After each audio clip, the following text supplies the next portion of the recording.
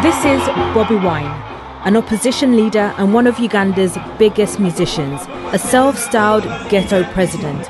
People are not just following me, people are following an idea. I'm just one of the millions and millions of Ugandans that want better.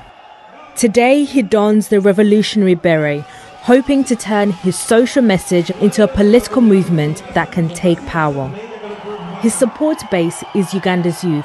The majority of people here are below 25 years of age, but many drop out of school and struggle to find work. Africa has the youngest population. It's a big resource for us that, if well maximized, we can turn around the destiny of Africa.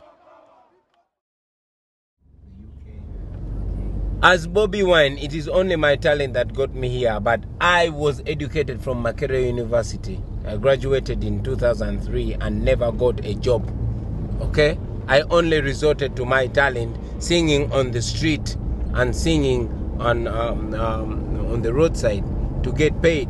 I only broke through and became popular.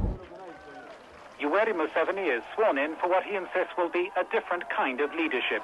Mr. Museveni says his top priorities are to bring back democracy to Uganda. But his populist message of freedom and equality sounds very similar to that of President Yoweri Museveni, who was also a charismatic young leader. Every time I see President Museveni on TV in the news, I say, why did such a prized revolutionary decide to become one of the world's most despised dictators? But it's also a lesson to remember that it is only the idea of building strong institutions that can save us from ourselves. Bobi Wine hopes people power can propel him to the top, but he's also been learning how traditional Ugandan politics are played. This is Uganda's parliament. On the other side of these doors is the chamber, and on this wall are the country's former presidents. Since independence, all of them have taken power in the midst of violence and bloodshed. Bobi Wine would like his face to be on this wall, but he wants to do things differently and take over through a democratic process. Bobi Wine has been travelling the country trying to build a political base.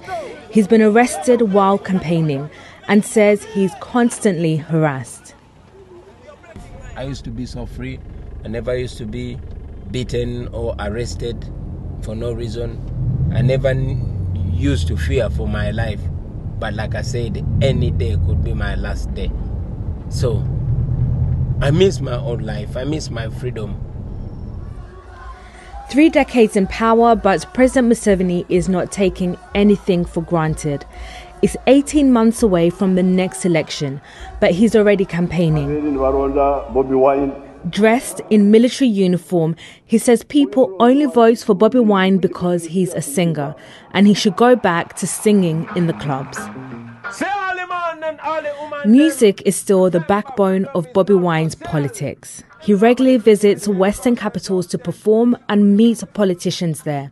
The president's supporters say he is representing foreign interests.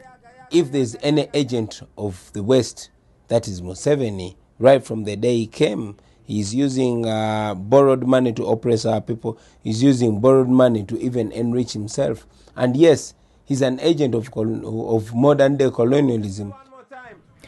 Many have tried and failed to unseat Museveni.